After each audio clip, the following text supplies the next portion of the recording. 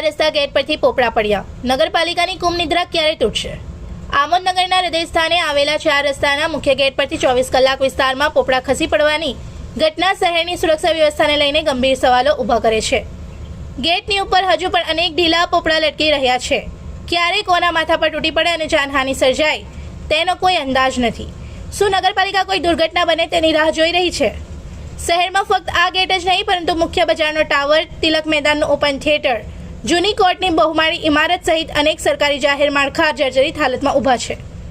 અગાઉ પણ જર્જરિત ઇમારતોમાંથી પડેલા ભાગોથી લોકો ઇજાગ્રસ્ત થયાની ઘટનાઓ સામે આવી ચૂકી છે। તેમ છતાં આજ દિન સુધી એક પણ ખતરનાક ઇમારતને ઉતારવા આવી નથી। નગરપાલિકાનું કર્તવ્ય છે કે નાગરિકોની સલામતીને પ્રથમ પ્રાથમિકતા આપે, જોખમી માળખાની તાત્કાલિક સર્વે, સ્થળને બેરિકેડ કરી જાહેર અવરજવર રોકવી અને તુરંત મરામત અથવા વિધ્વંસની પ્રક્રિયા શરૂ કરવી આ મૂળભૂત પગલાં છે। જો આટલું પણ ન થાય તો જવાબદારી કોણ લેશે? માંગણીઓ સ્પષ્ટ છે। નંબર 1, ચાર રસ્તા ગેટ અને અન્ય જર્જરિત માળખાનો તાત્કાલિક ટેકનિકલ સર્વે જાહેર કરો।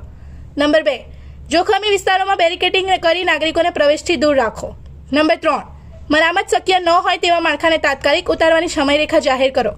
નંબર 4, જવાબદાર અધિકારીઓની જવાબદારી નક્કી કરી કાર્યવાહી કરો। નાગરિકોના જીવ સાથે બેદરકારી હવે વધુ સહનશીલ નથી। प्रश्न सीधो है, શું नगरपालिका दुर्घटना પછી જ જાગશે?